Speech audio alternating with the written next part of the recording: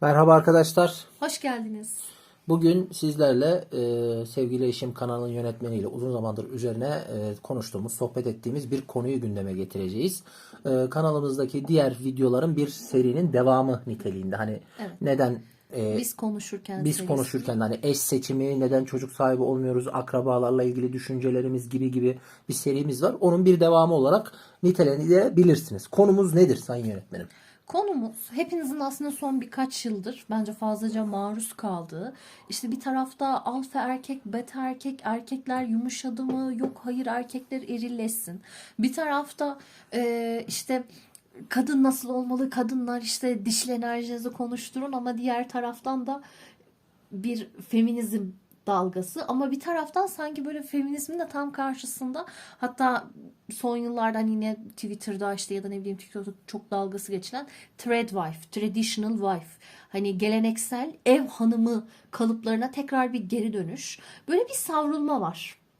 Ve herkes birbirine suçluyor ve herkes olaya tek taraflı bir şekilde bakıyor ve herkes olaya sadece ilişkiler üzerinden bakıyor. Evet, o çok benim zaten Evet. normalde ben hani Bu videonun çıkış noktası da o. evet hani kanalı takip edenler bilir. Biz genelde evlilik üzerine bile yaptığım videoyu ben sonradan dinledim. O evlilik videosu bayağı ders videosu olmuş. Bayağı bizim evlilik eş Evet. seçimi üzerine hani aile nedir üzerine yaptığım şeyi sosyoloji sınıfında gerçekten aile sosyolojisinde yüksek lisans dersi gibi video olmuş o. Ben onu biraz Ki materyal sen kadın çalışmalarını da evet. ikincilikle kazanmıştın. Evet, ben yüksek Orada mı lisans yüksek başvurularında yapsaydın? aynı anda 5 bölüme falan başvurmuştum Evet. arkadaşlar. Hepsini ya birinci ya ikinci olarak kabul almıştım. Onlardan biri de kadın çalışmalarıydı. çalışmaları. Haliyle yaptığım ödevlerden biri eş seçimiyle ilgiliydi. Yüksek Evet. lisans ödevlerinden biri. Onu şimdi bir bildiriye falan çeviriyorum. Hani garip bir şekilde aslında konunun dışında değilim. Hani şöyle değilim. Bu tartışmalara ben girmiyorum. Çünkü ilgilenmiyorum. Çok sufli, çok yüzeysel. Hani böyle özellikle birkaç tane tipoloji var. Tabii ki isim vermeyeceğim, tarif yapmayacağım. Durduk yere kendime dava açılmasını ve linç edilmeyi istemiyorum ama son zamanlarda hani meşhur böyle psikolog mesleğinde olan ablalar, abiler var. Evet. Abla abi tebirini ben cinsiyet olarak hani kullanıyorum genelde. Yani bir yaş olarak kullanmıyorum. Çok genç, benden genç arkadaşlar. Yani böyle ablalar çıkıyor, abiler çıkıyor. Böyle çok havalı havalı kadın nedir, Evet. erkek nedir, Erkek rolleri şöyle nedir? olmalı, Erkek kadın böyle olmalı. kadın şöyle olmalı, böyle olmalı gibi şeyler anlatıyorlar. Onlardan bir iki tanesi galiba piyasadan çekilmişti gibi ama yenileri geliyor. Bu piyasa sürekli Bu dönüyor. piyasa hep aktif. Evet, hep aktif ve garip bir Ama şekilde yalan bir şey söyleyeyim mi? Anlatanlar da anlattığı şeye inanmıyor. ya inanmıyor, bir de çok biliyorlar gibi konuşuyorlar. Ama bir şey de bilmiyorlar. Ve Tuhaf çok bir şekilde. boşlar. Hani Ve üzücü olan şu, yer yön henüz bulamamış gençler, bilhassa da gençler ona bunlara çok üzülüyorum. inanıyor. Çok üzülüyorum. Şeyden dolayı üzülüyorum. Böyle kendim de o nesilden geçtiğim için hatta bir öz eleştiriyi ben kanalın yönetmeni ne zamandır paylaşır bilmiyorum ama ben videoyu çektim arkadaşlar. Nuri Pakdil üzerine birkaç tane video çektim. Ve orada şunu bahsediyordum. Diyordum ki Nuri Pakdil'i 15 yaşında, 20'li yaşların başında ve 35'li yaşlarda yani şu anda okuduğumda görüşlerimin nasıl ve ne yönde değiştiğini anlatıyordum. Onun gibi kendime de bir öz eleştiri yapıyorum. Ve o gençlerin neden etkilendiğini oradan biraz aldım. Özellikle gençken, müktesebatınız henüz eksikken, bilgi birikiminiz, dünya görgünüz, tecrübeniz azken ve hayatla dişe diş mücadeleye girmemişken romantik cümleler, Tabii canım. böyle bilgi içeriyormuş gibi görünen ama arkası ve gerçekliği olmayan aforizmatik diyebileceğimiz cümleler ve böyle kesin yargılar insana çok ikna edici geliyor gençken. Evet. Haliyle bu arkadaşlar zaten genç. Hitap ettiği kesimde dolu gençler. Hani deli dolu gençler. Evet. İkna etmelerini anlıyorum. Zaten bizim kanalda o yüzden çok bilimsel temelli biraz daha anlatıma dair olduğu için ve interdisipliner bir anlatım sunmaya çalıştığım için bu tarz tartışmalara hiç girmiyordum. Özellikle sevgili eşimin dediği gibi bu konu sadece kadın erkek ilişkisi üzerinden yürüyor. Yani dünya bir tarafa, bütün tarih kadın erkek ilişkisi çerçevesinde ilerlemiş gibi işte thread wife'lar, alfa erkekler, beta erkekler ve bunu anlatırken de bilimsellik çerçevesinde şöyle avcı toplayıcı böyle köken arkadaşlar yani o anlattıkları şeylerin hepsi inanın 2 tane kitap okuyunca edineceğiniz bilgiler. Öyle çok bilgi Zaten birikim. 2 tane kitap okuyarak anlatıyorlar. Yani Sorun da biraz yani, orada. ama kanal abla bunun üzerine. Hani onun üzerine, çünkü alıcısı çok. Her sadece şey bu. magazini satar ya, işte bunun sadece kadın erkek ilişkisi yönü satıyor mesela. sadece bunun üzerine oluyor mu ama bilemedim. Yani kadın erkek Olmaması ilişkisi lazım. anlatıyor ve şeyden uzak. O kadar mikro bir konuya odaklanırken Evet. eğer sen genel akışı kaçırmamak istiyorsan ve mikro konuda boğulmamak istiyorsan en azından bütünü görecek bir müktesebatın olması gerekiyor. Ya da bütünü görmüş olacak bir hayat çerçeven gerekiyor. Yani somutlaştırmak gerekirse şu arkadaşlar. Bir kanal çıktı önüme, bir abla.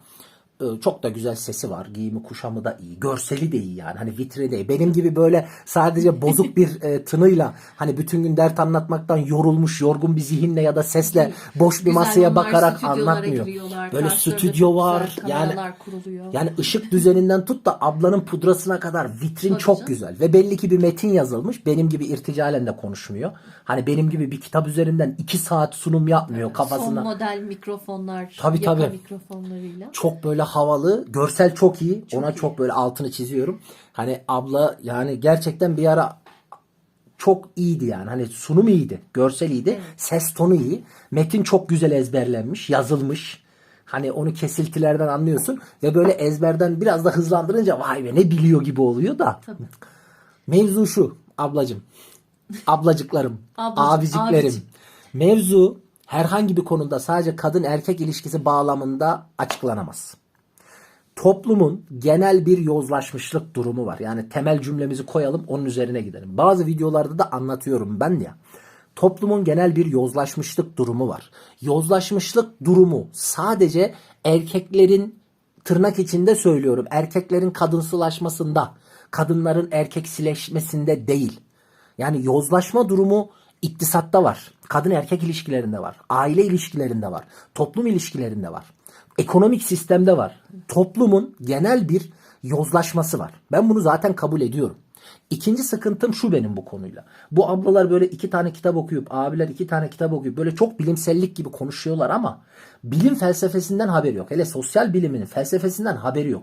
Konuştukları şeylerin 100 yıl önce felsefi şey yok. Yani örnek veriyorum. Onlar kafalarında bir şey var. Norm var mesela. Klasik erkek iyidir. Değil mi? Evet. Alfa erkek iyidir diyor. İşte şöyle yaparsa böyle yaparsa. Ama onun kafasındaki alfa erkek tipolojisi belli bir zaman ve mekanda üretilmiş. O zamana mekana göre iyi olarak lanse edilmiş ve o zaman mekanda yaşamış bir erkek tipi. Örnek veriyorum. Bir abiden örnek veriyorum. Bizzat bunu duydum. İşte eskiden alfa erkek vardı. Eskiden işte savaşa gitmeyen Roma'da mesela diyor onur yolu vardı diyor. Osmanlı'da diyor akıncılar vardı diyor. Japonya'da samuraylar vardı. Savaşmayan adama adam görmezlerdi diye o erkek tipolojisini alıp bugün ne getirmeye çalışıyor? Erkek dediğim böyle oluru anlatmaya çalışıyor. Ve bugünün insanına da gene altı boş olduğu için çok güzel geliyor. Bir, bunun olabilitesi var mı? Bunun olabilitesi var mı? 2. O erkeği üreten toplum nasıl bir toplumdu ki?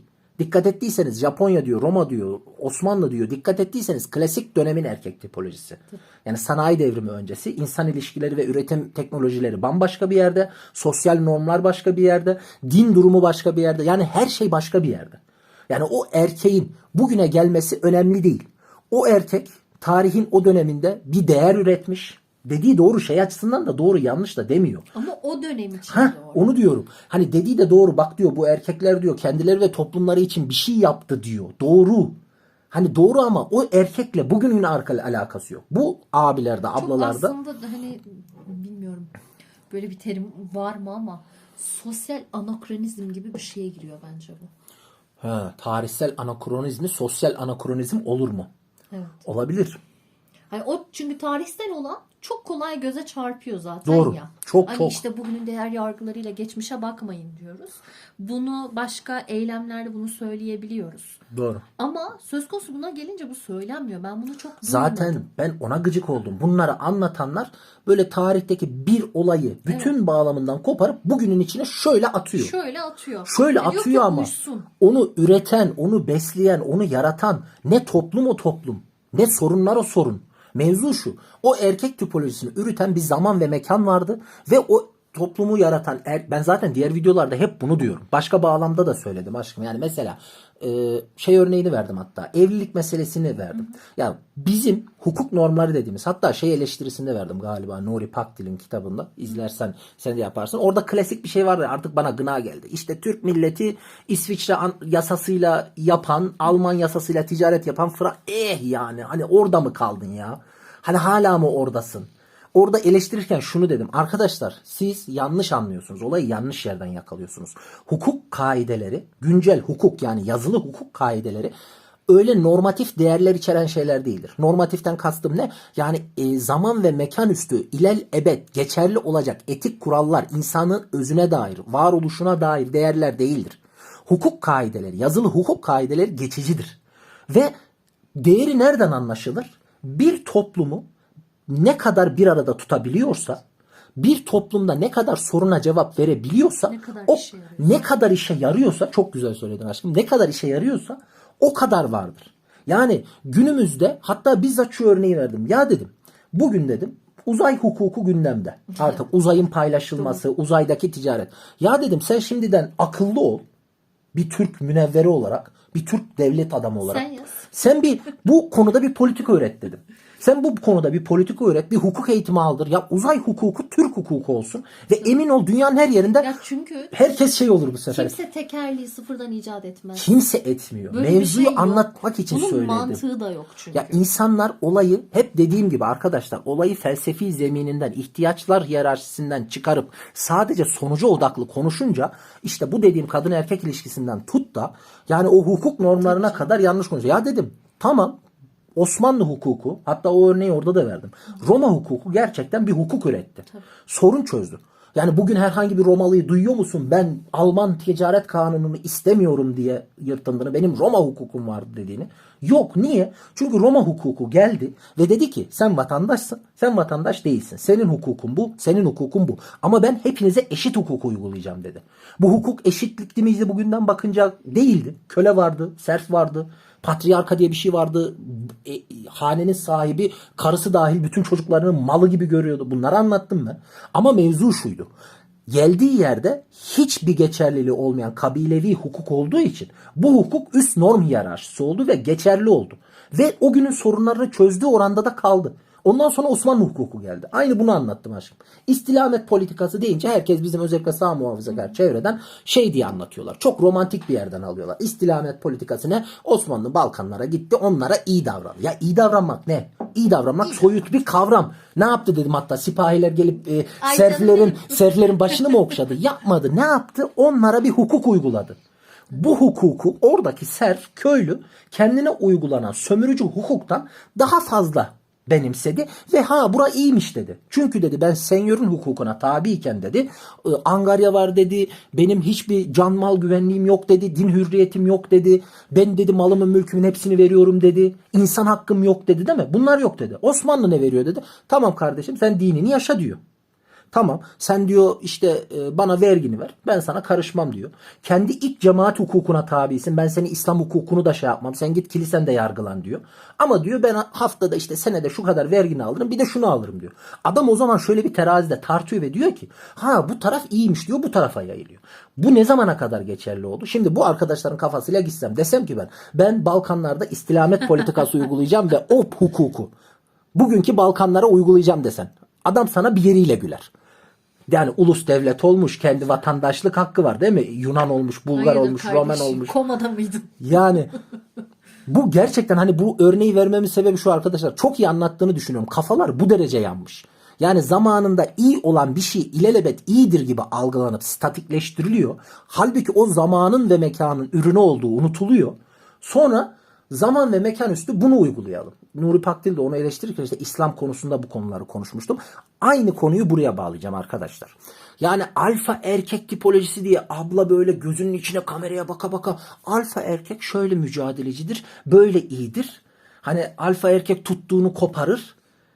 Abla o alfa erkek, yani şöyle söyleyeyim, ben o tipolojiden çok uzak değilim arkadaşlar. Hani ablacığım, hani hanımım en başta bilir hayatla mücadele deyince yani büyük ihtimal alfa erkek tipolojisine de uyarım yani, onda da sıkıntım yoktur. Çünkü ablanın anlattığı alfa erkek, ablana şeyi de anlatır. Alfa erkek diyor birden fazla yeteneğini alır ki kimseye muhtaç olmasın diyor. Doğru. Yani sen biliyorsun ben tamirci bile çağırmam. Her şeyimi kendim yaparım ve bu tamirci çağırmam da ay kıyamam. Bu arada günümüzün alfa erkekleri de ablanın anlatımında evde şey yapan ya. Hani vida sıkan. Şeyi sıkan falan. Vida Onu sıkan. ben de yapıyorum Ay mesela. çok gülüyorum ona. Hani böyle eşine iş bırakmadan market alışverişini yapan alfa erkek. Tabii, Lan tabii. ben daha da yılan yedim. Yani alfa erkekliği bana mı anlatıyorsun, anladın mı? Hani ben Torosların zirvesinde kamp yapan adamım ben. Karın içinde ne bileyim ıslak ottan yemek yapan adamım. Şimdi alfa erkekliği de bildiği yok ablanın bu Yok arada. canım, nerede? Anlattığı alfa erkekle bugünün alfa erkeği şu. İşte ticaret erbabı olacak. Anlattığı erkek şu aşkım. Ya para kazanacak diyor. Beni çalıştırmayacak Heh, diyor. o. Olayın özü bu. Kimse çalışmak istemiyor. Ben bunların alfa erkeğin de şeyi de anlamıyorum. Bunların tarihten örneklem alıp Tarihte anlattıkları gittikleri alfa erkeğin en büyük hassasiyeti onurdur. Bunların anlattığı Onur mu kalmış? bunların anlattığı Onur mu alfa kalmış? erkek kapitalist sistemin köpeği olmuş. canım. Her türlü parayı yolunu bulmuş. Kendi geçimini sağlamış. Bak ben bu kanalda kaç defa anlattım değil mi? Benim anlattığım alfa erkekle onların anlattığı alfa erkek aynı mı? Ben geç alfa demeyin. Benim anlattığım insan modeliyle. Çünkü ben olayı şey zemininde alıyorum arkadaşlar. Kadın ya da erkek ayrı ayrı yozlaşmadı. Benim gözümde toplum bir yere gitti. Hatta ben ona demin anlattığım çerçevede bakarsanız yozlaşma bile demiyorum aslında. Hani vurgu ya ben şey diyorum, dönüşüm diyorum. Çünkü örnek veriyorum. Fransız ihtilali olduğu zamanda Fransız sarayına yürüyen köleleri, köylüleri gören bir aristokrat da ah ne günlere kaldık, devlet kimlerin eline kaldırır, baldırı çıplaklar devleti yönetiyor diye büyük ihtimal toplum çürüdü diyordu. Yani. Ya da bundan 300 yıl önceki bir İngiliz'ini getirsen koysan aa kraliçenin hiç mi yetkisi yok falan diye bugün şaşıracak büyük ihtimal. Onun için bugün yozlaşmış gibi görünüyor. Mevzu şu, ben olayı yozlaşma diye demiyorum. Daima toplum bir dönüşümde. Bu dönüşüme bundan 200 yıl sonra ne isim koyarlarsa aslında biz oyuz. Bugün için ben bir şeye çürüdü, yozlaştı demeyi de sevmiyorum. Ama bir dönüşümün olduğunu, geçmişten ve farklı olduğunu bilincindeyim. Bunda bir sıkıntı yok. Ama ben ayırmıyorum. Topyekün bir dönüşüm var. Topyekün bir mevzu var. İşte insanların düştüğü hata bunu ayırıyorlar. Hiç Kadınlar çok beceremiyorlar. şöyle oldu. Ay erkekler çok aynen yani sadece bir cinsten bir cins dönüşürken diğeri böyle kaldı. Değil Ya mi? da O toplum öyle kaldı. Her şey aynı kaldı. Ve- sanayi devrimi öncesindeki çağdayız hala. Değil mi? Hala Sosyal erkekler medya yok, teknoloji yok, yapay zeka yok. her şey aynı kaldı. Her şey Sadece aynı bir kaldı cins canım. değişti. Yani Erkekler hanımlaştı, hanımlar erkekleşti. Bu. Tabii. Bu kadar. evet. Ya bu Evinden kadar markete bir şey 10 dakikalık yola millet artık arabayla gidiyor. Değil mi? Ama değişen kadın ya da erkek. Tövbe falan. yarabbim. Bütün ekonomik sistem değişmiş. Bütün ekonomik sistem İletişim değişmiş. ağları değişmiş. Devlet sistemi, siyasal sistem değişmiş. Din algısı değişmiş. Metafizik değişmiş. İnsan dediğin mevhumun, süjenin dünyayı ve çevresine bakışı baştan aşağı yenilenmiş. Ama sadece erkek değişti. Ne erkeği istiyoruz? Alfa erkek istiyoruz. O erkek ne? İşte şöyle şöyle özellikleri var. Abla o özellikleri olan erkek zaten onu söylüyordum. Ablanın ya da abinin tarihten özendiği alfa erkeğin en önemli unsuru onur, haysiyet, şeref, üretmek. Evet. Bugünkü anlattığı alfa erkek ablanın farkında değil. Kapitalist sistemde yatırımı olacak. Kendini şöyle geçindirecek. Hayatla mücadele edecek. Öne çıkacak. Risk alacak. Yani aslında dediği şu. Kapitalist sistemin köpeği olmuş. Her türlü hukuksal açığı bulup bir şekilde hayatta kalan, survive eden erkek diyor alfa erkek derken. Ki Anlattığı alfa erkek o değil ama tarihte. Benim anladığım, ben o alfa erkekleri de okudum bu arada ablalar abiler, onu söyleyeyim. Benim alfa erkeklerim başka. Benim alfa erkeklerim milli mücadele, benim kanalı artık az çok biliyorsunuz ne kadar hatırat okuduğumu. Hatta yeni de çıkanlar var, inşallah alacağım. Yani benim tanıdığım alfa erkekler Avrupa'da çok rahat o eğitimiyle yaşarken, ya çok kısa buna değinmek istiyorum. Bir doktor abi, adını unuttum. Milli mücadele zamanı şeyde kalmış, sınır dışında kalmış, toprağına dönememiş. Görevli olarak işte yurt dışına gönderilmiş. Ülkeye dönememiş. Adam ki o zaman daha da biliyorsun aşkım, yani imparatorluk düzeni tam yıkılmamış. Vatandaşlık hukuku işlemiyor. Sen bir yerin dilini biliyorsan, oraya faydalıysan hemen zaten vatandaş yaparlar gibi bir dönem. Sen daha iyi biliyorsun o dönemleri. Abi yalan olmasın, ya Almanya'da ya İngiltere'de, yani batılı ülkede doktor bir de, ki bizim biliyorsun Osmanlı'nın son dönemi tıbbiyesini gayet dünya çapındadır. Hani dil biliyor, şey biliyor. Abi orada kalsa kalır. Ama o abi ne yapıyor? Binbir zahmetle kaç tane hayatın riske kadar kaçak yollardan ülkesine dönüyor. Milli mücadeleye katılıyor. En ön hatlarda cephe hastanesinde savaşıyor. Bir yandan da subay, çünkü askeri hekim. Ve bu ülke için şehit oluyor. İşte o Yani, bugünkülerin gözünden alfa erkek değil. değil mi? Değil. Ezik erkek oluyor. Ezik erkek. Niye hayatta kalamamış? Kalamadı. Hayatını kuramadı. O neymiş canım falan. Ya benim alfa erkeklerim bunlar bu arada arkadaşlar. Hani alfa erkek derken öyle hani biraz da böyle milliyetçi bir tını veriyorlar bunu anlatanlar. Öyle bazı şeyler aynı yerde olmuyor. Çorba gibi. Hani buna şey derler. Eklektizm. Her iyi gördüğün şeyden bir şeyi al böyle, senkretizm mi diyorlar, ekletizm mi diyorlar. Birbirine yama. Öyle olmuyor arkadaşlar. Bazı fikirler, bazı tipolojiler bir bütündür. Hani iyisiyle doğrusuyla. Zaten bu ablaların, abilerin en büyük hatası şu oluyor. Böyle bir sterilize etme durumu var. Bir alfa erkek ya da threat wife tipolojisi üretiyorlar. Pürüpak. Ya böyle bir gerçeklik mi var? Pürüpak bir insan tipi mi var? Yani alfa erkek gibi bir tip olacak ve mükemmel ya böyle. Zaten gerçek olmadığı, saçma olduğu, bu fikrin uygun olmadığı oradan belli. Yani böyle bir alfa erkeğin olmadığı. Benim anladığım alfa erkekler bunlar da arkadaşlar. Yani dünyanın en iyi yerinde yaşayabilecekken bin bir güçlük gelip kendinden sonrakiler için, kendinden olanlar için, biraz da böyle olayda bir şey tarafı var. Hani ölebilme yeteneğini göstermek. Bütün o birikime rağmen. Bugünkü alfa erkek diye anlattıklarını kapitalist sistemin köpeği olmuş. Onur, haysiyet önemli değil. Sadece fırsatları değerlendiren. Çocuklarını özel okullarda okutabilecek Tabii. kadar Para kazanan. yurt dışındaki en iyi okullarda okutabilecek, yurt dışında pasaport aldırabilecek Yani erkek alfa. alfa. Ve bu satılıyor sana. Yani. Yani arkadaşlar, alfa erkek diye bir şey yoktur. İnsan vardır. Benim bu kanalı takipçileri azdır, özdür, bana yeter, bize yeter, biz bize yeteriz. Hani bilirler. Ben her videomda özellikle gençlere de birazcık ilham olsun diye anlatırken o paylaşımlarda ne diyorum? Kendi karnını doyuracaksın. Çalışacaksın, üreteceksin ama namusundan ve haysiyetinden feragat etmeyeceksin. Mutlu insanı anlatırken ne dedim? Çalışan, üreten, elinden geldiğince çevresine faydalı olan, kalp kırmamaya gayret eden, hakkını elinden geldiğince savunan ama uyumlu olan.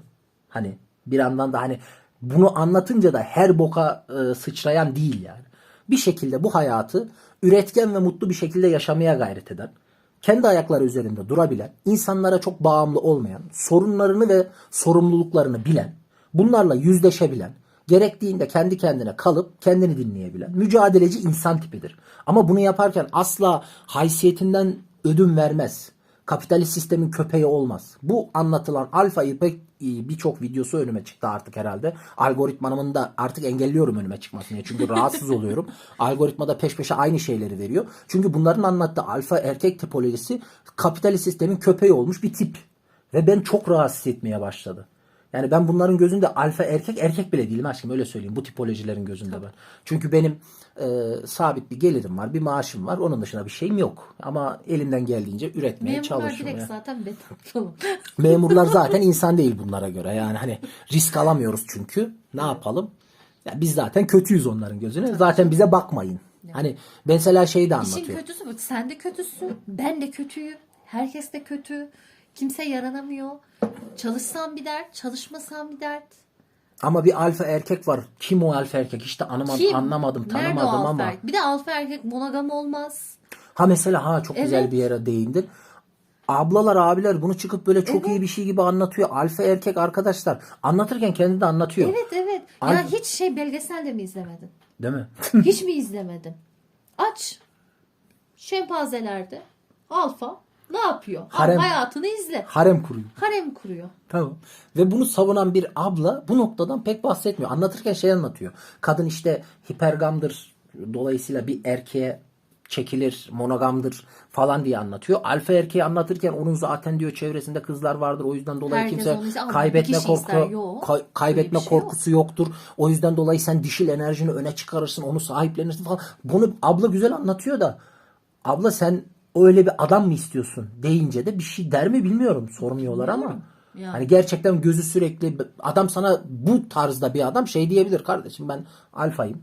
Elimin kiridir de diyebilir. Yani bu ablanın dediği şehre gidiyor. Çünkü aynı öykündükleri dönemin hukukuna bakarsan, gene hukuk olayına bağlarsan, hani bugünden 300 yıl önce, 500 yıl önce kölelik de normaldi. Hukukiydi. Dolayısıyla gayet adaletliydi. Yasaldı.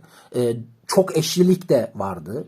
Avrupa'da üstü kapalı metres sistemi vardı. Metreslik müessese vardı. Bakmayın bizim harem var diye, çok eşlik var diye bize bok atıp duruyorlar ama onların durumu bizden de kötü. Ortalık pişten geçilmiyordu Avrupa'da. Yani o yüzden dolayı onlarda da metreslik müessesesi vardı. Aynı klasik dönem aşkım. Ne bekliyorsun? Aynı işte. Şimdi haliyle o dönemin çok övdüğünüz şövalyeleri, askerleri, samuraylarının alfalığı buydu. Buydu. Hani bu bile sizin, bir şey söyleyeyim mi? Bu bile sizin anlattığınız alfalıktan, Aynen hani öyle. bu bile sizin anlattığınız kapitalist sistemin köpeği olmuş. Tek derdi böyle marketten bir şeyleri alabilen, karı kız kovalayan, risk alan alfa tipolojinizden iyidir de. Bu bile iyidir de. Yani onu mu istiyorsunuz yani?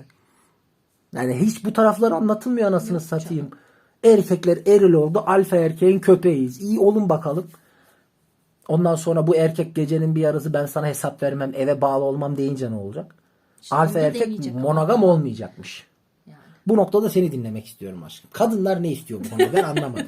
Kadınların ne bak istediğini dikkat ettiysen ben hala anlamıyorum. tanım olarak gittim yani. Evet. Olaydaki tenakuzlara. Değil mi? Magazini bende. Tabii magazin sende. Ben olayın dikkat ettiysen bıktım artık. baştan sona tenakuzlara bahsettim. Ben hiç öyle polemiğe girmedim aslında. Ya bilmiyorum, kadınların ne istediğini ben de açıkçası çok çözebilmiş değilim. Özellikle ben şimdi Twitter'ı daha çok tabii takip ediyorum. Ya kimse ne istediğini bilmiyor. Tamam mı? Çok enteresan bir yere gitmiş iş. Bir taraftan şimdi son zamanlarda bu çalışmayı başımıza kim çıkardı diyen hanımefendiler var diyeyim. Kızlar Hangi var. çalışmayı? Çalışmak. Genel olarak kadının çalışması. Çalışmak evet. Tamam mı? Kim bunu başımıza çıkardı diye. Kızlar şaka yollu çalışmayı yeriyor. Kötülüğü. Ha onu ben de gördüm. Halbuki hani işte hep ne konuşuluyor? Kadın hep çalışıyordu. Şu an emeğini karşılıyor. 1700'lerden bir abla geliyor. Ha, evet. Süslenen bir ablaya şey diyor. Nereye gidiyorsun diyor. İşe. İşe. Diyor çalışabiliyor musunuz diyor 1750'den gelen abla. Öbürü de böyle evet size lanet olsun gibi bir şey söylüyor. Evet hatırladım. Öfke duyuyor. Öfke. Şimdi bir taraftan böyle bir şey çıktı. Aşkım çok bölüyorum ama genelde bu şeyi vereyim. Genelde bir şeyin espri haline gelmesi bir gerçekliğin trajikomik olarak dışa vurmasıdır. Hani ben genelde o yüzden toplumu hiç umurumda değildir açıkçası bu konularda. Hiç sevmem. Böyle vasat tartışmalara girmem. Ama gözüme bir şey çok sokuluyorsa bir gerçeklik artık öyle Batıyor. bir hiper gerçeklik. O Can Baudrillard'ın dediği hiper gerçeklik haline gelmişler. Artık gerçek üstü gerçek olmuştur ki göze sokulur diye anlıyorum ve ben onu görünce dedim ki dedim demek ki artık kadınlar çalışmak istemiyor dedim. Mesela. İşte mesele şu ama şimdi. Bir taraftan çalışmak istemiyoruz. Kim bunu başımıza çıkardı diye şaka yollu sataşanlar var. O şaka yolu değil. Bir gerçekliğin dışa vurumu. Ben Tabii. sana diyeyim. Diğer taraftan ya işte siz neyden bahsediyorsunuz? Zaten kadın hep çalışıyordu. Şu an emeğinin karşılığını alıyor. Kendinize gelin diye. Onları uyaranlar var. Doğru. Ama şöyle bir tezata giriyor iş. Çalışmak isteyen de, çalışmak istemeyen de bir şekilde hala erkekten bir beklenti içinde. Benim gördüğüm. Nasıl bir beklenti?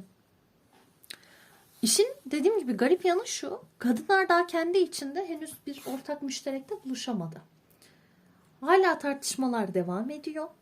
Bir taraftan bu threat wife dediğim şeye çok fazla bir özenme, özenti çılgınlığı başladı.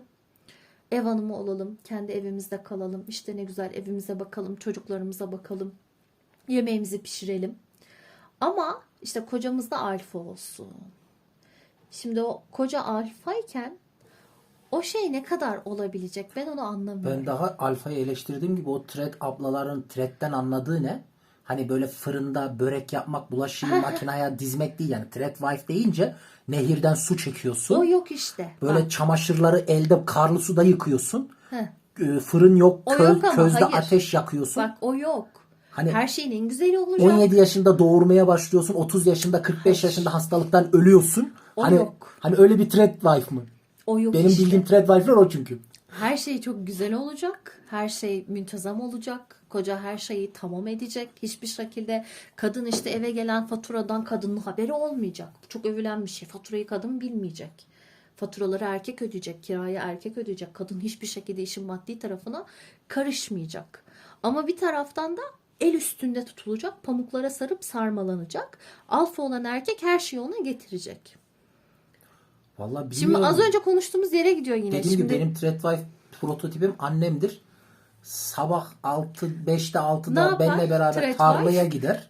tarlada çalışır. Yani Bayağı yine çalışır. çalışır. Kadıncağızın elleri kupkuru. Çalışır teni ve karşılığını alamaz. kararır. Sonra eve gelir. Evde de yalap şap bir yemek yapar. Çocuklara bakar. Yani benim tanıdığım Threadwife evde değildi. Çalışıyor. Değildi, Bayağı çalışıyordu çalışıyordu. benim Threadwife'ım İşte yani. genç kızlarımızın Ki annem bundan haberi yok. Threadwife şey olarak gerçekten öyledir. Çünkü benim annemin gençlik yılları hani çok erken anne olduğu için biliyorum. Kadıncağızın çok uzun yıllar bulaşık makinesi, çamaşır makinesi Evet. çok uzun yıllar olmadı. Hani şu anda belki işte son şeylerdir ama çok uzun yıllar olmadı ve kadın 4 çocuğun çamaşırını, pisliğini kar yağarken suda eliyle yıkıyordu falan dışarıda. Bulaşıkları elde yıkıyordu. 2 göz oda evde böyle 4 çocuk üst üste yatıyorduk falan. Hani Threadwife deyince benim ve tarlada da çalışıyordu bunun yanında. Bütün bunlar Şehire yapıp. çalışıyordu. Evet. İşte şu an tamamen iş yine yani şeye geliyor. Threadwife olunca da çalışıyorsun. Çalışmak zorundasın ya. Bilmiyorum aşkım, ben Threadwife olayını senden duydum. Ben genelde önüme hep alfa erkek şeyleri çıkıyordu. Hani şey diyor aplikasyon bana, algoritma. Sen alfa değilsin. Al bu. Al yüzleş, sana. Bak yüzleş. gördün mü? Alfalar ne kadar havalı falan. Alfa ya, videoda bir süre sonra şey oldum ya, hani alfa erkek ol kız düşür. Alfa erkek ol kız Değil mi, düşür değil mi? gibi bir yere gidiyor olay çünkü. Evet. Çünkü o demin videonun başında anlattığım o bütün makyaj, mekan, o süslü süslü tavırlar, hani o ablanın ve ortamın vitrininin hazırlanmasının bütün otak noktaları şuraya geliyordu. Alfa ol kız düşür. Alfa ol kız düşür. Kızlar alfa sever. Hiç şeyi görmedim mesela. Çok az. Nüve olarak kullanıyor ama bak yemin ediyorum, bilimsel bir makale yazsam, content analize soksam, bir kişinin mesela çok popüler olmuş bir kişi. Makalenin başlığı da şu. Nokta noktanın işte kadın erkek ilişkilere dair düşünceleri. Paper'ın başlığı bu. Direkt bütün konuşmalarını indir. Yapay zekada bir content analize sok. Konuştuğu kelimelerin %80'i şu. Alfa ol kız düşür. Alfa erkek kız kovalar. Alfa erkek kız peşinde kızlar vardır. Çok az alfa erkeğin onurundan, haysiyetinden, gururundan bahsediyor. Yok çünkü. Şimdi haliyle benim önüme sürekli bunlar çıkınca bunun bir pazarlama taktiği olduğunu zaten anladım ben de. Hemen Öyle. anladım yani. Şimdi erkeklere o pazarlanıyor. Kadınlara da dediğim gibi ev hanımlığı yeniden böyle allandı, pullandı, süslendi. Özellikle de bazı böyle yabancı işte influencerlar, yabancı TikToker'lar aracılığıyla. Sanki hayat öyle. Ama şu olmuyor. Hani şöyle bir Threadwife olamıyorsunuz arkadaşlar. Eşiniz asgari ücretle çalışırken, eşiniz devlet memuruyken onu olamıyorsunuz. Öyle bir gerçeklik yok. Değil mi? Kadın çalışmayacak. Bütün gün evde çocuk bakacak, yemek yapacak. Şey gibi oluyor. O zaman sadece traditional'larda sadece senyörlerin mi karısı vardı yani? Ama yok, mesele Derebeylerin şu. vardı. Mesele şu. Herkes bunu istiyor. Ama onu olamayacağının farkında değil. Evet, maalesef. Ya bana şey gibi geldi aşkım bu. Gene bir videoda falan söylemiştim. Ya bu kapitalist sistem var ya, çok enteresan bir sistem ya. İnsanların böyle, adamın kapitalist sistem çok enteresan bir din gibi.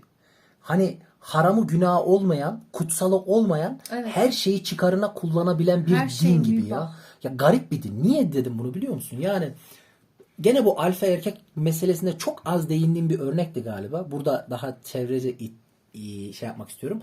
Alfa erkeği överken şöyle diyordu. Bak reklam pazarlamasına bak. Her şeyi kullanıyor. Alfa erkek spor yapar. Alfa erkek dağa çıkar. O zaman bu dağ çantasını alın. Alfa erkek kendi doğada kalır. O zaman bu kamp setini alın, $1000 falan. Mesela ev kadını, traditional wife, evinin kadını olur. O zaman kocana börek yapman gerekir. Bu fırını al falan. Evet, Çocuklarını işte Evde güzel traditional, ol, güzel gez, makyaj gezeli yap. al o zaman şu makyaj setini. Var ya bu kapitalist sistem. Tabii canım. Çok Demek ki iyi. şu an bunu aslında istiyor işte. Tabii o net. Mesele o Çünkü yani. artık satacak bir şeyleri kalmadı. Yok, Ben sana kalmadı. söyleyeyim. Yani bizim garibin bu işin tuhafı ne biliyor musun?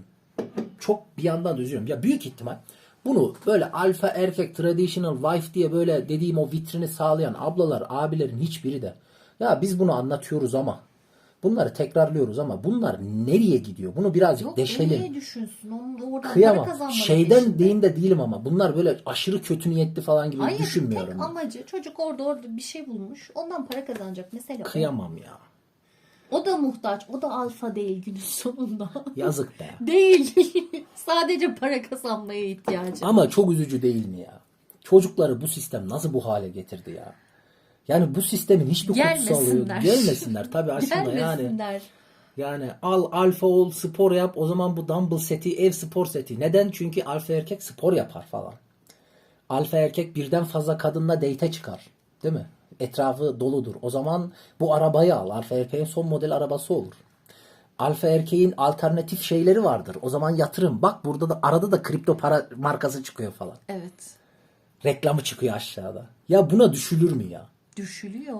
Yani- Ya sen kullanmadığın için şimdi Twitter'ı sen çok bir şeye Yani hakim Allah değilsin. korusun ya, bu bataklık, Kızların bu işte o meşhur kirlilik. tweetleri var ya.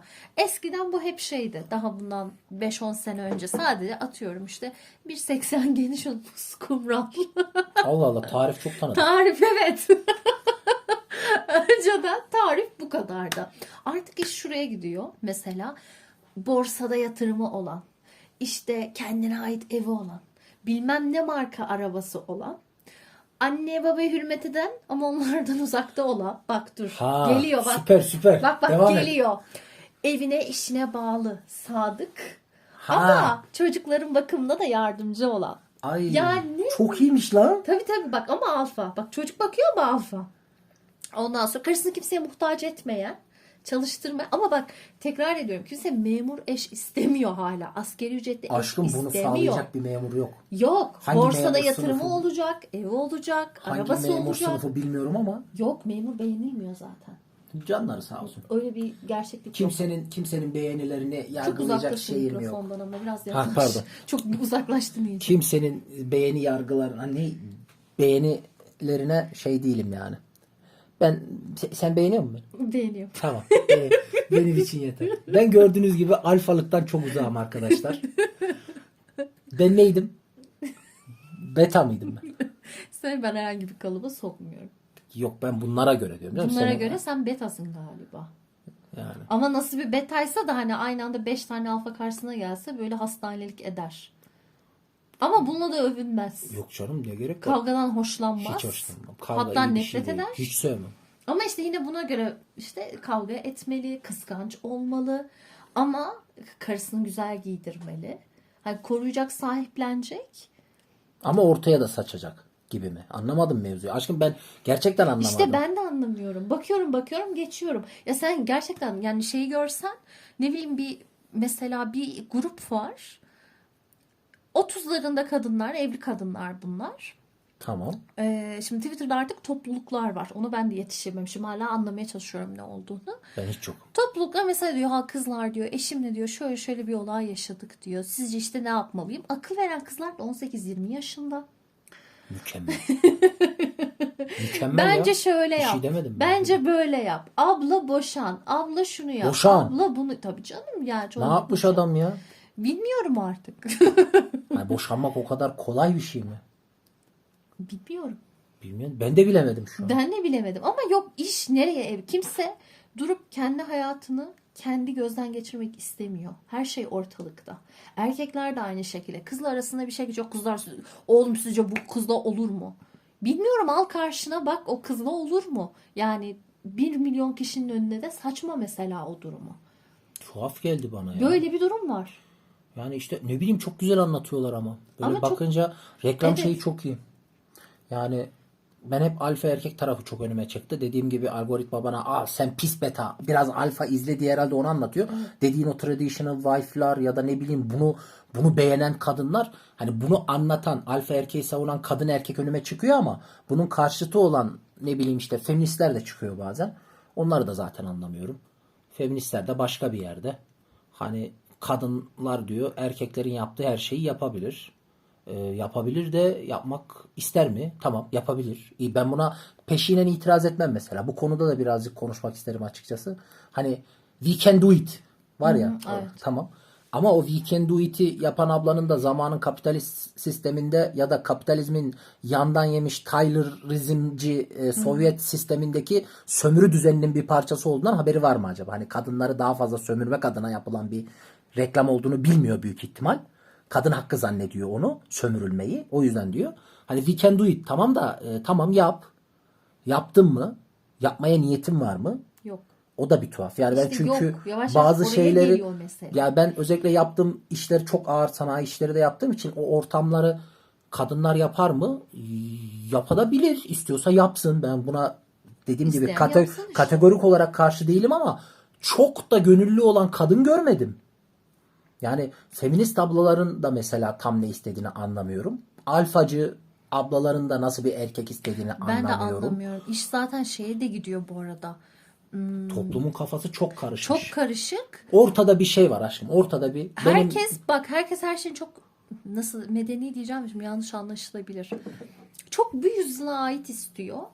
Ama bir yandan yine bir akım olarak Ha, şu geldi. evet. İslami şeylere sahip çıkılmaya başlandı. Neylere? İslam çok güzel din. Benim param, kocamın parası benim param. Ha, Meselesi. sen orayı orada ay çok iyiymiş. Bu da çok var. Biliyor O musun? zaman benim Ben çok önüme o görüyorum. yüzden şey mi çıkmaya başladı tekrardan? Ya da erkekler şey paylaşıyor. İşte geçen herkes görmüştür. Kızcağızın biri böyle metroda kalabalığın içinde ben buradan nasıl çıkacağım imdat diye demiş. Hepimizin maalesef girdiği ortam. Bu sefer böyle daha muhafazakar, daha böyle hani Müslüman kimliğiyle ortada olan erkekler beyler biz ne yapıyoruz? Hanımlarımızın altına işte araba alalım bu kalabalığın içine girmesinler. Girmesinler. Doğru. Alabiliyorsan al. Alabiliyorsa alsın. Tabii canım. Bana alsın. İşte Kızcağız öyle o sıkıntıları biz çekmesin. hanımlarımızı muhafaza etmek zorundayız. Ama bir dakika ya hani. Bir dakika ya hani. Bilemedim yani elinden gelmiyorsa ne yapacaksın? Hanımı mı boşayacaksın? Elimden gelmiyorsan daha az Müslüman mısın mesela sen? Ya da hanım ya da elimden gelmiyorsa ben kötü biri mi oldum? Kötü bir kocasın. Bilemedim ne yapayım yani hayatta Karın benim. senin yüzünden işte çünkü haram bir yere giriyor çıkıyor. Evet, Muhtaç çok etmeyeceksin. kötüymüş. Bütün kapitalist Müslüman sistemin erkek güçlü olacak bütün işte. kapitalist sistemin yükü benim omuzlarımda mı şimdi? Tabii. Senin omuzlarında. Çok kötüymüş. Çok kötü. Çok kötüymüş. Günün sonunda bir de böyle bir şey var. Ha ve bunu ben yapamadığım için çok iyi ya. Bak buradan da ne güzel antidepresanlar satar. Toplumun psikolojisi Tabii, tabii. bozulur. Öyle Güzel zaten erkeklere ama. de bir de onu pazarlarsın. Araba reklamı. Güzel ya olur. Ya dediğim gibi aşkım yani ben gerçekten bu dönem şeylerini çok anlamıyorum. Çünkü kimse de benim en son anladığım şu bu kadar parçalı kafası karışık insanı görünce ortada insanların yozlaşma dediği benim dönüşüm dediğim toplumsal bir fenomen var.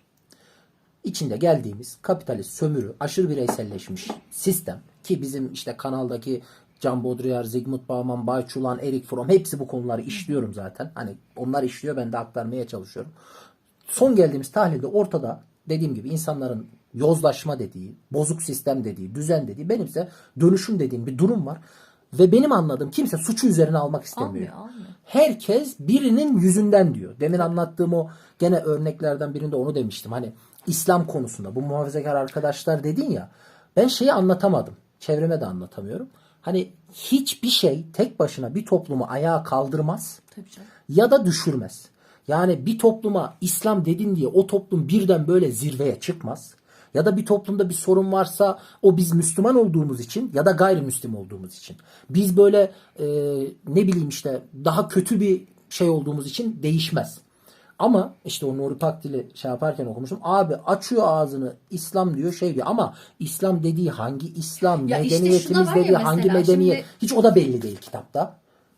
Diyorum ya bu aralar çok şey kısmı popüler. Ya işte hani inanmayanlar arasında da popüler bu arada. Tamam. İşte zaten İslam'a göre işte kadının parası kadının parası, erkeğin parası ya kadının parası ya. Peki bugün hangi kadın arkadaşım erkek kardeşinden daha az miras almayı kabul eder? Evet, olaya bir bütün yaklaşma durumu kimsede görmüyorum zaten. Kim Videonun kabul eder? Kimse etmiyor aşkım. Kim eder? Ya zaten bizimkiler o şeyde diyen var ya tam aynısını verdim o örnekte. Demin neye kızmıştım ben? Öf deyip yılgınlık gelmişti. Yok İsveç kanununda medeni kanun, yok Alman kanununa şöyle. Ben hiç mahkemede görmedim medeni kanunda eşit pay istemiyorum diyen kadın. Boşanma hakkı istemiyorum diyen kadın. Ya da olayı çok buraya geliyorlar birazcık sulandırıyorlar. Ben başka bir yere de çekmiştim o videoda da olayı. Hani mesela hiç kimse demiyor ki ticaret hukukunda ben İslam hukukuna göre yargılanacağım. Ticaret hukukunda belli şeyler İslam'da artık gelişmedi. Hani o hukuk sistemi içinde içtihat oluşmadı ve boşluk var. Ne yapacaksın? Hiç kimse de görmedim. Ben ticaret hukukunda, borçlar hukukunda, ceza hukukunda ben bununla yargılanmak istemiyorum diyen görmedim. Bir ara sıra gündeme gelirse işte bunları şeriat bunları ascan diyor. Sen asmıyorsun diye bir yüzeysel gene her zaman olduğu gibi sığ bir tartışma var. O kadar. Ama ben genel olarak hukuk sisteminde kimsenin öyle Milletin derdi hukuk sistemi değil, kanunun uygulanmaması. Hiç dikkat ettin mi? Günümüzde siz de bir düşünün arkadaşlar. Hangimiz hukuka güvenmediğimizde ya da mesela bir anket yapılıyor, hukuka güven endeksi düşük çıkıyor. Tamam, ben bunun sebeplerini anlayabiliyorum bu toplumda. Ama hanginiz gerçekten hukukun özü itibariyle laik, seküler bir hukuk sistemi ya da bu işte Alman, İsveç falan filan dedikleri olmasından kaynaklı olduğunu hissettiniz? Yani şeriat kaideleri gelse diye dediğiniz için mi adaletsizlik, yoksa sizin o beğenmediğiniz, o muhafazakar çevre için söylüyorum, onların beğenmedikleri hukukun uygulanmamasından mı şikayet ediyor bu toplum? Ben hiç şey zannetmiyorum yani. Varsa eğer aksini düşünen mutlaka yorumda yazsın. Hani gerçekten şu anda yazılı hukuk kaideleri uygulanacak. Herkes için eşit, adil bir şekilde, hızlı bir şekilde uygulanacak ve toplumun hukuka güveni olmayacak. Ben hiç zannetmiyorum birilerinin ben bunu istiyorum diye ortalıkta dolaşacağını. Yani tartışmalar o kadar yüzeysel ve sufli kalıyor ki. Çok yüzeysel diyorum. Herkes işine geleni alıyor. Çok kötü ama Herkes ya. işine Yani geleni. arkadaşlar böyle bir gerçeklik yok. Böyle dediğim gibi vitrin çok güzel ve bilmiş kelimeleri, biraz da yabancı terminolojiyi böyle sıralayınca çok bilmiş gibi gözüküyorsunuz ama yemiyor ya. Gerçekten yemiyor. Sizin alfanız gerçek bir alfa değil. Sizin tanımlarınız bile geçerli değil. Ya zaten onu da anlamıyorlar. Bak bir şey söyleyeyim mi? Bunlara ben bir defa, biliyorsun, psikolog bir arkadaşımla ben çok tartışıyorum bu konuları. Ya arkadaşlar, sosyal bilimler de tabiat bilimleri kadar tabiat bilimlerinden daha fazla demin dediğim hukuk kaideleri için dediğim hukuk da zaten sosyal bir bilim dalıdır aslında. Geçerli olarak normatif değildir. Pratiktir. Sosyal bilimler pratiktir arkadaşlar. Gerçeklikten yola çıkar ve gerçek sorunlara çözüm üretmek için vardır. Haliyle bundan 200 yıl önce üretilmiş bir psikoloji biliminin geçerlilikleri bugüne uymaz, değil mi? Hani hiç kimse artık Freud'da, Jung'da, Adler'de, o basit yerlerde kalmadı. Herkes bunun üzerine bir şeyler koydu, dönüştü, değil mi sistem? Neden? Hatta Freud'un psikolojisini eleştirenler ne der? Burjuva psikolojisi der. Yani o, hatta geçen bir reels'te gene önüme çıktı. Bizim Zeki Velidi Togan, Ha, evet. beraber izlemiştik değil mi? Zeki Velidi Togan bizim büyük tarihçimiz, Türk tarihinin kurucularından olan Zeki Velidi Togan, Freud'la bir dönem aynı apartmanda denk gelmiş. Ve Zeki Velidi Togan çok bilim adamı olarak demiş ki senin anlattığın şeyler bizim kültürel yapımızdan çıkan olan şeyler değil demiş.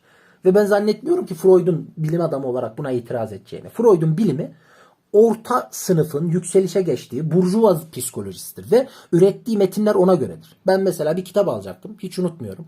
Ya Yangın'dı ya Adler'inde. Eşcinsellik üzerine bir kitap. Yangın'dı galiba. Say Yayınlarından çıkıyordu. Kitabı bir açtım. İçinde böyle bir broşür gibi bir şey çıktı. Bu kitapta yazanlar dönemini ifade ettiği için eşcinsellikle ilgili söylenenleri çok fazla ciddiye almayın gibi mi? Yoksa hani eleştire tabi, adam baştan içine uyarı koymuş. Belli ki Yankor'da eşcinselliği bambaşka bir perspektiften anlattı. Bunu niye söyledim? Şu yüzden. Bugün alfa erkek şöyle, beta erkek böyle, erkek şöyle, kadın böyle gibi normatif, yani olması gereken, özünde olması gereken değerler atfeden ablalar var ya. Bunlar psikolojinin böyle dıdısının yüzeysel bilgisiyle sanki gerçekmiş gibi anlatıyor. O anlattığın şey ablacığım bugünün geçerli olan koşullarında bir bilimsel çıktıdır ve gerçekliği de çok sorgulanabilir durumdadır. Çünkü gerçek olmadığını aslında ben kesin anladım da, çünkü öyle bir prototip hiç görmedim çevremde. Gören de olduğunu sanmıyorum. Böyle bir prototip yoksa bu gerçek değildir. Çok basit. Hani öyle bir alfa erkek yoksa yoktur. Şey geldi de aklıma. Onu izletmiştim sana. Ne yazık? Bir biyoloji hocası vardı böyle enteresan, yine reelsler çeken. Hoca diyor ki, hoca sadece kendi alanından bak yaklaşıyor. Adam hiçbir şeye sataşmıyor. Çok iyi. Severim öyle adamları. Hanımlar diyor, hani kocalarınıza, çocuğunuzla onda işte baktırıyorsunuz. Biz de primatız ya. Primatlarda evet alfa sürünün lideri, haremi var. Artık yaşlanan, güçten düşen, ama hani kovmayalım, tamam sürgünde de gelmesin, yine bizim halkamızın içinde dursun denilen Ailedendir. eski erkeğe, eski alfaya ne yaptırıyorlar? Çocuk baktırıyorlar. Çok iyiymiş. Ve siz diyor farkında değilsiniz. Eşinize zamanla aslında saygınız azalıyor. Eşiniz de zamanla daha fazla aslında kadınlaşıyor.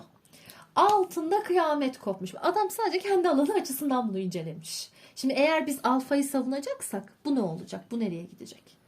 Ha, o zaman erkek dediğin hiç şey yapmayacak. Çolukla çocukla ilgilenmeyecek. Sıfır. İşte ama alfa isteyen kadınlar bunu da istemiyor. Çocuğa da bakacak o. Bilmiyorum Kafalar kadın çok aşkım karışık. ben dikkat ettiysen sen dikkat et şey diyorsun. İstiyor istemiyor diyorsun çünkü sen magazin tarafına çok hakimsin. İnsanların düşüncesini biliyorsun. Ben sadece dikkat et olayın bilimsel ve tanımsal yönünden gidiyorum. Evet. Hani ben kimin ne istediğini bilmiyorum ama burada direkt halkısız anlattıkları tipolojinin gerçek olmadığını Yok ve işte öyle bir tipoloji şeyden yok. zamandan mekandan kopuk bir tip olduğunu söylüyorum. Yani bilimsel Evet. olarak tenakuzlarla Hem dolu. ne güzel benim kocam gidecek işte o bütün dünyaya Ya belki savaşacak, istemiyordur ya. Bazıları para şey diyordur kazanacak, ya. getirecek, Ben çocuğa bilmem bakarım ne. diyordur. O hiç çocuğa bakmasın diyordur belki de. Kim? O ablalardan. Hepsi mi böyle? Yani O gerçekten zaman o çocuğa bakmamı sağlayacak, bakıcıyı tutacak, parası olacak diyenleri ben Oo gördüm. süper. Ben gördüm. O zaman abla nasıl bir de o zaman şöyle bir durum var. Öyle bir alfa o kadına niye bağlı olsun ki? Olmasa olmaz zaten. Ama olmalıymış ya. Meselemiz Ha bu bir de ya. olmalı. Olmalı ya. He. Mesele o. Herkes niye alfa istiyor? Bilemedim Bir tane aşkım. meşhur bir tane şarkı vardı ya. Sen betadan vazgeçme aşkım. Beta iyidir. Bunların anlattığı alfa çok güvenilir gelmedi bana. Bunların anlattığı alfa ya hapiste ya mezarda. Ya Ben sana bunların söyleyeyim. anlattığı alfayı biz 17-18 yaşında bile beğenip bakmıyorduk. Ya bunların anlattığı alfa bana çok Allah'ını ergen seversen, göründü ama hayırlısı. bunların anlattığı alfa story'e saatiyle araba direksiyonunun fotoğrafını çekip adam neyse. Aa evet ona çok benziyor. Evet. Başka bir şey de diyecektim de hayır. Anlattıkları alfa gerçekten Yani. çok benziyor evet. Ben demeyeyim işte sen anladın. Evet anladım. Yani Yok öyle bir alfalığım yok çok şükür. yani bunların anlattığı alfa neyse. Yak. Yani İnsanlar çalışır, üretir. Hep aynı şeyi söylüyorum. bir Namusuyla saat yaşar. konuşmuşuz. Namusuyla yaşar. Milletin karısına kızına sarsataş olmaz. Eğer kadınsa kocasına sarsataş olmaz. Elinden geldiği gayreti gösterir. Daha fazlası için çalışır. Elindekiyle yaşar, rıza eder. Şükreder. Elindekine şükreder, fazlası için çalışır. Benim tipolojim, benim şeyim odur hani. Elindekine şükredersin, daha fazlası için çalışırsın. Yanındakiyle mutlu olursun. Sarsataş olmazsın yani ne bileyim ya. Bunu konuşmak istedik işte arkadaşlar. Yani anlatılan bu alfa, beta saçmalığı, size bilimsel diye anlatılan abuk subuk şeyler. Yani demek istediğim öyle parçalı bir yapı değil arkadaşlar bu. Hani bütün sistem bir yere akıyor ve genelde bu sistem benim anladığım özellikle bu eşimle kanalın yönetmeliyle yaptığımız sohbetten de anladım. Daha da gözüm açıldı. Onun bana söylediklerinden sonra. Bu tamamen bir pazarlama stratejisi olmuş bile. Sakın delikanlılar burada gene size söyleyelim. Öyle alfa erkek olacağım kızlar bana bakacak diye abuk subuk yollara, abuk subuk işlere girmeyin. Hani risk alacaksın, şöyle savaşacaksın, böyle yapacaksın değil. Ayakların efendi gibi sağlam bassın. Alfa ya da beta fark etmiyorum. Delikanlı adam nerede risk alacağını, nerede almayacağını bilir.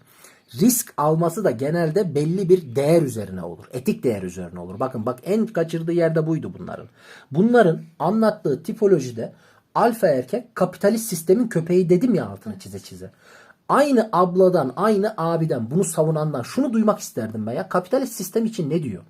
Çünkü sen eğer kapitalist sisteme bu kadar uyumlu, bu sistemde hayatta kalmayı, survive etmeyi başarmış bir erkeği bu kadar öne çıkarıyorsan kapitalist sistemin sen de köpeği olmuşsundur. Ve o zaman bana Afrika'da bu kapitalist sistemin ürettiği hatta kanalımızda o eşitsizlik üzerine bir kısa istatistik videosu vardı. O kitap incelemesine de bakabilirsiniz. Hani Afrika'da suya erişimi olmadığı için, temiz suya erişimi olmadığı için, gıda bulamadığı için ölen çocuklar hakkında ne diyor? Çin'in doğaya saldığı emisyonla ilgili hani petrol emisyonu muydu aşkım o karbon emisyonu ile ilgili dünyayı bu hale getiren sömürü düzeniyle ilgili ne diyor? Kadınları eşitlik adına altında madenlerde çocuk işçiler hakkında ne diyor? Yani bana bunu da savunması lazım. Yani anlattığı alfa erkek tipi kapitalist sistemin köpeği olmuş ve bu sistemde ayakta kalmayı savunduğuna göre kapitalist sistemi bu kadar içselleştirmiş bir ablanın, abinin bana bu sömürü düzeninin yarattığı mağdurları da nasıl savunduğunu anlatması lazım. Çünkü ben kendimi izah edebilirim. Benim anlattığım insan tipi çok tutarlıdır dikkat edersen. Kendi işine bakan, çevresine şey yapan. Hiç dikkat edersen şeyden bahsetmiyorum. Müslüman olacak demiyorum. Hristiyan olacak demiyorum. Çok para kazanacak demiyorum. Üretecek diyorum. Namusuyla çalışacak diyorum. Etrafına faydalı olmaya çalışacak diyorum. hani biraz da Türk olduğum için bu ülke için faydalı olmaya gayret ederse isterim. Ama onun dışında Türklerin kanununa, bizim hukukumuza tabi olduktan sonra elin ecnebisiyle de sorunum yok. Ha, ben bu çerçeveden bakarak İslam'ı da böyle anladığım için İslam olmak, Müslüman olmak da bana iyi geliyor. Bu çünkü bazı değer setlerimi oradan alabiliyorum. O beni dünyaya açabiliyor. Ben bunu savunurum. Haliyle benim bütün bu şeyler hakkında bütünlükçü, kendiyle tenakuza mümkün olduğu kadar düşmeyen ama dediğim gibi pürüpak olamaz. Hatasıyla, sevabıyla olur her şey. Günahıyla. Orada da Alev Alatlı'yı rahmetle yad edeyim. Çok güzel bir tanımı vardı ablamın ya. Rahmetli. Kendi bataklığını savunmak derdi. Herkes bataklık deyince kötü bir şey anlar ama bataklıkta nilüfer açar mesela. Hiçbir yerde açmaz o. Çok güzel nilüfer çiçekleri açar. Lotus çiçekleri açar. Sonsuzluğu simgeleyen. Ya da ne bileyim kendi bataklığını savunmak derdi. Hani direkt şey ya, bataklıkta ne olur? Börtü böcek olur. Çiçek olur. Çalı çırpı olur. Ama oradaki kurbağa da mesela onundur. Orada bir habitat vardır. Hani bataklık değil, onu sen orman diye de anlayabilirsin ama abla böyle hani gözüne sokmak için bu metaforu yapıyordu büyük ihtimalle. Kendi bataklığını savunmak. Bütünüyle, iyisiyle, kötüsüyle, hatasıyla, sevabıyla kendi çevreni savunmak. O düzeni savunmayı bahsederdi. Hani benim anlattığım insan şeyi de aşağı yukarı ben kendimi kadın erkek açısından savunabilirim. Ama bu alfa erkek çılgını, traditional wife çılgınılarının bana çok açıklayamayacağı yerler var. Ve büyük ihtimal gördüğüm daha çok yiyecek fırında ekmekleri var. Yani o kadar, Tabii canım. yani ben kendim psikoloji okumadım ama onların dıdısının dıdısına kadar anladığımı düşünüyorum. Çünkü çok yüzeyseller. Hayırlısı ya. Aynı şekilde erkeklere yaptığımız uyarıyı kızlara da yapalım. Ben erkeklere yaptım. Kadınlara işine karışmam abi. Bak, alfa erkek, size bir alfa erkek. Aha, ben de bir alfa erkek tavsiyesi veriyorum. Alfa erkek kadınların işine karışmaz oğlum. Ay evet. Bak. Erkeğin işte. Bak, çok net söylüyorum. Eğer, gene alfa demeyin, ben kendi erkeğimi anlatayım. Delikanlı adam kadınların işine, muhabbetine girmez. Yorum yapmaz. Şimdiki erkeklerin çenesi. Delikanlı adam, bak delikanlı adam muhabbete davet edilmediği yerde konuşmaz. Çok bak, ince bir şey söylüyorum. Eğer bir kadın arkadaşlar grubun senin fikrini almaz, hani insansın ya, fikrini alabilir, bunu anlarım. Yani ben kendi eşim bile olsa kadın arkadaşlarıyla alan muhabbetlerine girmem. Ya aşkım, seviye şöyle bir yerde ki erkekler kadınlara yani ne bu kadar ortalığı ve ne yaygaraya velveriye veriyorsunuz, bak sinirlendim. Ne oldu ya? Yani Benim hanım sinirlendi. adet olmak dediğiniz ne işte, tutun içinizde. Oo, Çiş oo. yapmakla adet olmayı Tutun aynı içinizde. tutun içinizde diyen erkekler Wow. var. Cehalet. Ne abarttınız diyen. Wow. Ya ben, Bu gelip cehalet bak, çok iyiymiş. şunu yazıyor bir erkek olarak tırnak içinde Twitter'a dümdüz şunu yazıyor. Ya beyler, sizce de kadınlar ve adet sancısını çok abartmıyor mu? Oğlum ne diyorsun lan sen? Sana ne? Sen erkeksin ya, işine baksana sen oğlum. Evet arkadaşlar. Sen niye kadınla bu kadar kadınların bedeni hakkında düşün, kadınların bedeni hakkında konuş, kadınların örtüsü hakkında konuş mesela. Değil mi? Açılmasıyla Susmuyorlar. kapanmasıyla ilgili. Susmuyorlar ya, kadınlardan çok erkekler konuşuyor. Seküler olsun, muhafazakar Aynen, olsun. aynen. Hep Hepsi aynı yerde Ama bak, koşuyor. gene dediğim yere geldi. Niye? Tabii. Çünkü bu toplumun yarattığı Aynen erkek öyle. modeli, ben sadece Muhafazakar ben da muhafazakarım, aynı, sekülerim seküler de demeyle aynı. değişmiyor ki, aynı mal. Hepsi aynı. O yüzden kızlar, siz de öyle yok Tretwife'mış, yok bilmem ne, böyle Balerina Farm diye bir kadın vardı. Kadının eski Tanımıyorum. balerin, işte çiftlikte yaşıyor, 8-10 tane çocuğu var. Neymiş, tereyağını kendi yapıyormuş bilmem ne. Kızlar çok böyle buna hayran. Öyle bir şey yok. Okulunuzu okuyun, işinize girin, eliniz ekmek tutsun. Evet. Kimseye de muhtaç olmayın. Öyle yok alfa erkek arayacağım, yok bilmem ne. Ya hiç yani Kaba çok etine gerçekten- tekmeyi vurunca ortada kalırsın, görürsün alfa erkeği. yani Yani- gerek yok. Ya sakın şeye de düş... Ya ben yapmayacağım. Vazgeçtim. Ne? Ben hiç şey fark ettim, çok tutarlı bir adamım. Videonun 1 saat konuştum. Kadınlar hakkında neredeyse hiçbir şey dememişim. Konuşmamız. Evet, o yüzden ben söylüyorum. Evet, sen söyle. Ben hiç Çalışın, söylemedim. Doğru. kendi paranızı kazanın. Kimseye muhtaç olmayın. Öyle bir de şey var ya, işte böyle sürekli kadınları kötüleyip pick me dedikleri bir kız var. Hani seç beni anlamında aşkı. Tanımıyorum aşkım. Bunlar da şey, işte kendi hemcinsini kötülüyor, kadınları kötülüyor. İşte erkekler en çok işte beni seçsin gibi bir şeye geliyor, tamam mı? Oo, çok iyiymiş. Enteresan. Ama birbirlerine bunu daha çok yapıştırıyorlar. Aşkım, bu Öyle bir kavgalar şey. nerede oluyor? Biz niye hiç görmedik ya? nefret ediyorum hepsinden. Neyse, çalışın, kendi paranızı kazanın, hiçbir erkeğe muhtaç olmayın. Günü gelir birini gerçekten kalpten seversiniz, yuvanızı kurarsınız. İkiniz arasındaki diyaloğu, paylaşımı ikinizin kuralları belirler. Yok Aa, bilmem çok iyi ne, ya. bilmem ne, şunu söyledi. İşte bu bazı adamlar var ya böyle sürekli ilişki tavsiyesi veren. O işte ama böyle dedi falan. Yani Allah aşkına, yani lütfen. Neymiş onlar, hangi, ben bilmiyorum, anlatsana. Ya. Erkekler nasıl veriyormuş? Ben de Bazı yapayım. ilişki uzmanı erkekler, sen yapsan çok da inandırırsın ha. Öyle Yemin mi? ediyorum. Neydi Bunlar bilmiyorum. çünkü böyle bir ilişki danışmanlıkları falan veriyorlar. Onu kendine aşık et. Koku çıkarıyorlar, yağ çıkarıyorlar, parfüm çıkarıyorlar. Ya bir insan size kokunuzdan aşık oluyorsa oradan uzaklaşarak kaçın. Öyle bir şey yok. Çok enteresanmış. Öyle bir şey yok. Karakteriniz düzgün olsun. Kimseye muhtaç olmayın. Bir erkeğin kazandığı veya bir gün kazanmasını umut ettiğiniz paralar üstünden hayaller kurmayın. Kendi başınızın çaresine bakın. Kaçıncı yüzyılda yaşıyoruz yani artık. Lütfen. Bize pazarlanan her şey kulağa hoş gelse de tamamen kapitalist sistemin pazarlamasıdır. Aynen öyle. Düşmeyin. İşinize bakın. Ömür bir defa geliyor. Çalışın, üretin. Kendinize bir şeyler yapmaya gayret edin. Kendinizi tanıyın, tefekkür edin. Böyle şeyler yani. Evet. Yok alfaymış, yok threadwife'miş. Yani gerek yok. Yani sonuçta hepimiz bu toplumda bir yere sürükleniyoruz.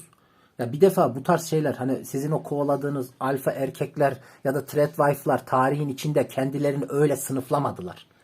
Onların böyle tartışmaları bile yoktu. Yok. Onlar yaşayıp gidiyordu bir şekilde. Gidiyordu. Yaşıyordu, savaşıyordu, erken yaşta ölüyordu falan filan. Bu garip bir şekilde biz böyle suni bir şeyler peşinde koşuyoruz. Evet. Hayat akıp gidiyor, yaşamaya bakın. Evet. Hepinize Kolay gelsin.